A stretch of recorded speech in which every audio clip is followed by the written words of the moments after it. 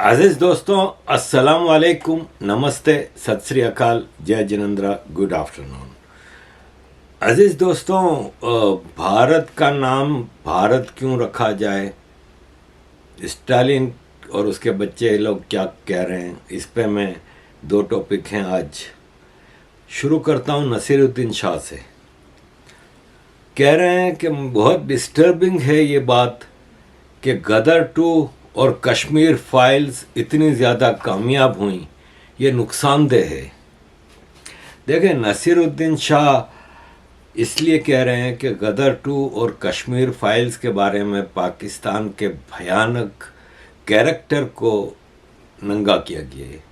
तो नसीरुद्दीन शाह को अगर ये बात बुरी लगती है तो नसीरुद्दीन शाह बताएं कि क्यों। इसमें बात ये नहीं है कि फिल्म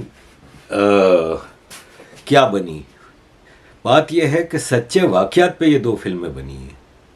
उस पर अगर आपको एतराज़ है तो आपको एतराज़ पाकिस्तान से जाके करना चाहिए कि उनका कैरेक्टर ऐसा क्यों है। भाई, क्यों इन्होंने कश्मीर में जेनोसाइड कराया। नसीरुद्दीन शाह साहब को अच्छी तरह पता है कि पूरा पाकिस्तान उसके पीछे था। पाकिस्तान के हर छोटे बड़े शहर गांव से भर्तियां होती थी मुजाहिदीन की, कश्मीर जाने के लिए, जिहाद करने के लिए मंडियां लगी हुई थी।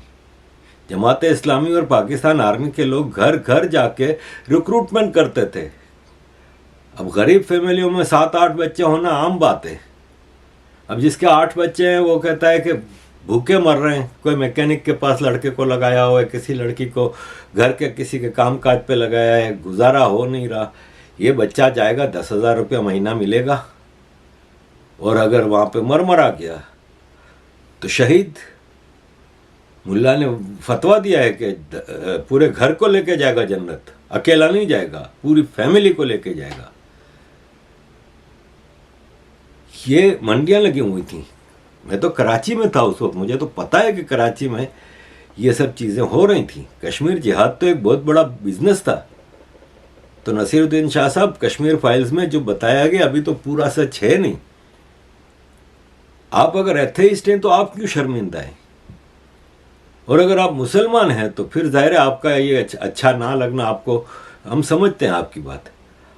जब पीके फिल्म आई थी जिसमें भगवान शिव का और हिंदू पंडितों का, पुजारियों का, सबका एंड तक कैरेक्टर असैसिनेशन हुआ, आप तब तो नहीं बोले कि ऐसी फिल्में कामयाब हो रही हैं। टाइगर फिल्म आती है जिसमें रॉ की एक आईएसआई की एक ऐसी एजेंट होती है जो कोई सोच भी नहीं सकता। रॉ और आईएसआई की मोहब्बत की दास्तानें बिकती हैं, 400-400 करोड़ करती हैं, तो आपको एतराज़ नहीं होता। तो अजीज़ दोस्तों, ये कुछ हैं नसीरुद्दीन शाह टाइप के लोग जिनको ये करना पड़ता है। ग़ज़वा-ए हिंद है ना, नहीं निकलता। और एक मुसलमान से एथेइस्ट बनना का मतलब ये है कि आप सिर्फ बाकी दुनिया के मज़हबों को गालियाँ देंगे, अपने मज़हब को फिर प्रोटेक्ट करेंगे। ये है एथेइज़म जावेद अख्तर और नसीरुद्दीन शाह साहब का। अजीज़ दोस्तों, भारत का नाम भारत क्यों होना चाहिए, इंडिया क्यों नहीं होना चाहिए, इस पे मैं कई दिनों से आर्ग्यूमेंट पढ़ भी रहा हूँ, सुन भी रहा हूँ, देख भी रहा हूँ। बात दरअसल ये है कि कहते हैं कि इंडस रिवर पे इंडिया बना है, तो नॉर्मल है, ये सबसे पुराना नाम है क्योंकि ये इंडस सिविलाइजेशन, इंडस वैली वगैरह कहा जाता था। देखें, ये लोगों की तारीख शुरू होती है इंडस वैली से, और इंडस वैली इनकी शुरू होती है 5,000 साल पीछे मोहनजोदड़ो से। और इसके बाद, इसके पहले की इनको तारीख पता ही नहीं है। ये जो कह रहे हैं कि इंडस इंडिया वगैरह, इंडस रिवर, मोहनजोदड़ो, ये पुरानी तारीख लेके खाली बोलते हैं ना, उसके पीछे क्या तारीख थी, इसके आगे क्या तारीख है, किसी को नहीं पता। जो ये बातें लंबी लंबी कर रहे हैं, खैर लंबी बहस हो जाएगी। भारत की हिस्ट्री है ना, वो 50,000 साल पुरानी है। इंडस रिवर को अगर आप बेस बना के इंडिया बनाते हैं ना, तो इंडस रिवर का नाम भी 5000 साल से ज़्यादा पुराना नज़र नहीं आता। अब बेसिक बात मैं आपको बता दूं कि मेरा नाम भारत है। मैं एक अच्छा खासा फलता फूलता बिजनेसमैन हूँ, फर्स्ट क्लास लाइफ जी रहा हूँ। छोटे मोटे पड़ोसियों से मेरे झगड़े वगड़े चलते रहते हैं आपस में, ऐसे जैसे एक फैमिली में चलते हैं। कोई मेजर हम कयामत नहीं ढा देते, हम जेनोसाइड नहीं करते, हम मज़े से रह रहे हैं। मेरे इर्द गिर्द मैं समझ लो कुंबे का बड़ा हूँ, बाकी सब नीचे मेरे हैं। अचानक कोई आके मेरे घर पे, मेरे ख़ानदान पे कब्ज़ा कर लेता है, हम सबको बंदी बना लेता है कई साल के लिए, और हम पे हुक्म चलाता है, हमारा मालिक बन जाता है। उसने मेरा नाम भारत से इंडिया रख दिया, और मैं कई साल तक इंडिया कहलाता रहा, इसलिए कि मैं उसका बंदी था। फिर मेरे अंदर एक ताकत आई, फिर मुझे पता चला कि मैं इतना कमज़ोर नहीं हूँ, मेरे परिवार इतना कमज़ोर नहीं। हमने उस इन्वेडर के खिलाफ लड़े और उसको निकाल बाहर किया। अब वो चला गया है, तो मैं अपना नाम क्या रखूँगा वापस, इंडिया या भारत? सिंपल सा क्वेश्चन है। क्या अगर मैं आज़ाद हो गया हूँ तो मैं वो कैदी वाला नाम क्यों रखूं? जितनी बातें करते हैं कि इंडिया पुरानी सिविलाइजेशन है, इंडिया नाम था, ये था, वो, तो मैं सिर्फ एक सवाल करता हूँ, पूरे मुग़ल दौर में, पूरे इन्वेडर्स, मुस्लिम इन्वेडर्स के दौर में कभी आपने इंडिया सुना था? वो हिंदुस्तान कहते थे, उर्दू में उसको हिंदुस्तान कर दिया था। हिंदुओं का स्थान, हिंदुओं की जगह, हिंदुओं को वो, तो खुद मुस्लिम इन्वेडर्स ने इसको हिंदुओं की ही जगह करार दिया है। लेकिन सवाल यहाँ पे ये है कि तुझके बाबरी में, अकबरनामा में, तुझके आलमगीरी ने, जितने मुग़ल पीरियड की हिस्ट्री बुक्स हैं, उसमें कहीं भी भारत को इंडिया कहा गया? नहीं कहा गया। अब होता यह है कि ये एक ऑफिशियल नाम है। मैं बेल्जियम में रहता था, बेल्जियम की ऑफिशियल 2 ज़बानें हैं, फ्रेंच और फ्लेमिश। फ्रेंच में बेल्जियम का नाम बेल्जिक था, बेल्जिक, आखिर में QUE, बेल्जिक आता है। और फ्लेमिश में बेल्जिया, बेल्जिया, BELGEI, बेल्जिया। आप उसकी पोस्टेज टिकट देखेंगे, उस पर बेल्जिक, बेल्जिया लिखा हुआ है, जितनी पोस्टेज स्टैम्प है। इसके बैंक नोट पे भी हर तरफ ऑफिशियल नाम है, लेकिन आप उसको किस नाम से जानते हैं? बेल्जियम।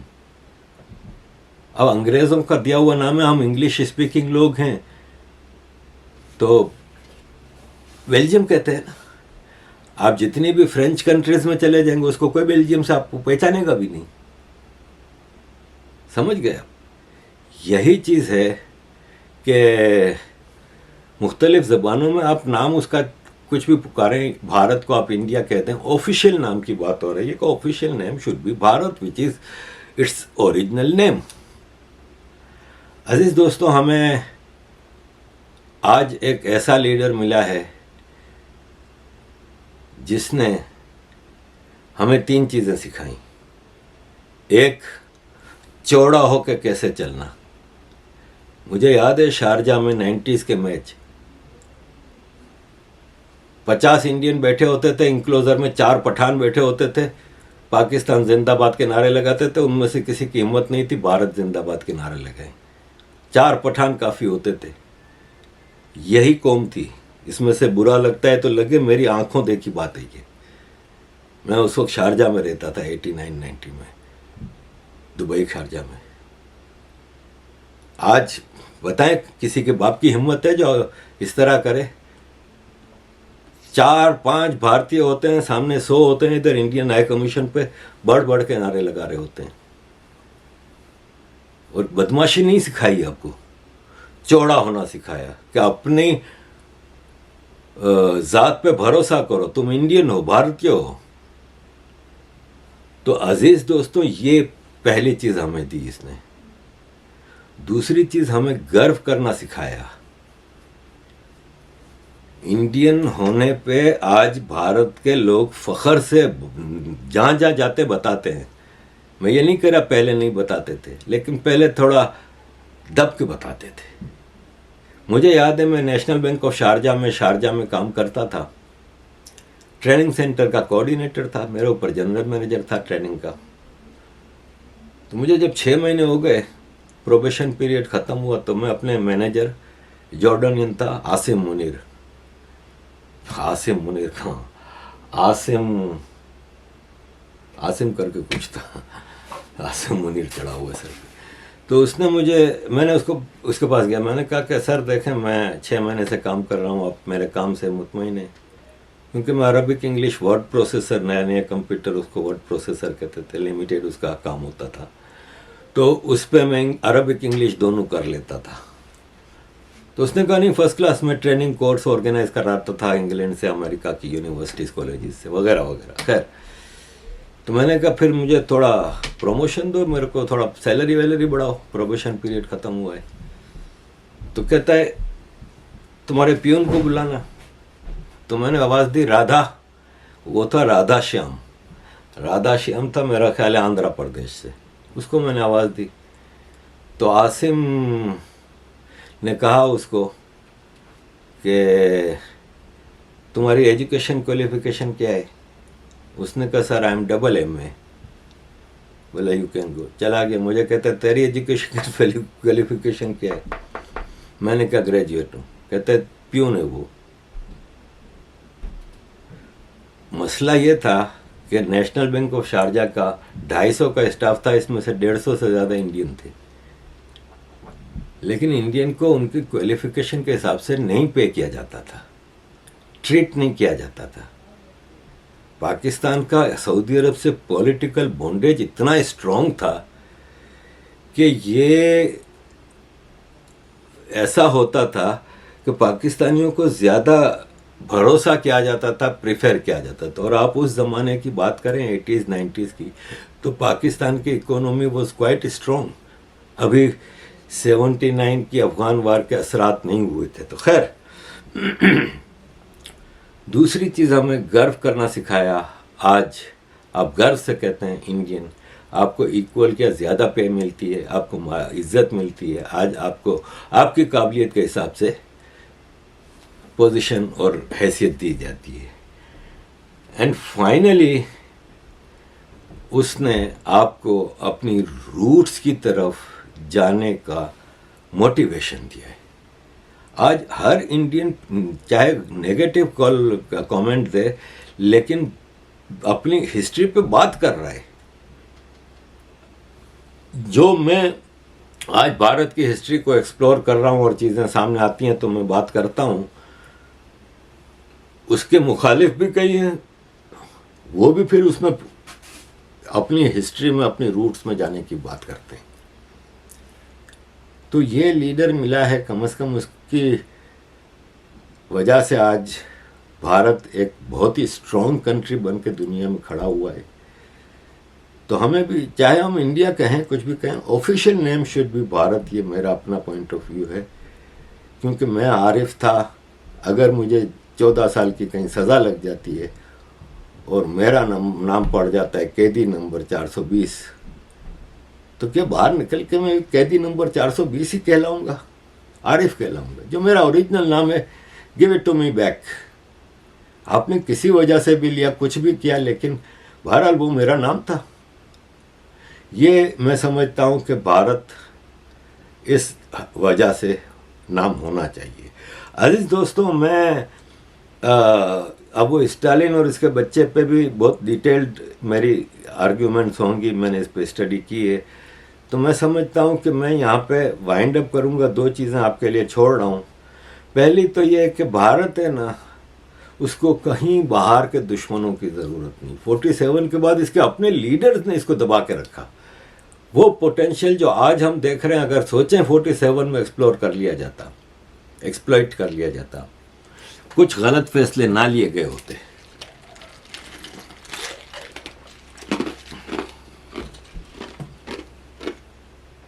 1948 में जब कश्मीर पे हमला हुआ, कश्मीर के बादशाह राजा और मुस्लिम लीडर आके आपसे एक्सेशन ट्रीटी साइन कराते हैं इस रिक्वेस्ट के साथ कि हमें बचाओ, हमें पाकिस्तानी वहाँ कत्ल कर रहे हैं और हमारी औरतों को अगवा कर रहे हैं, हमारा सामान लूट रहे हैं।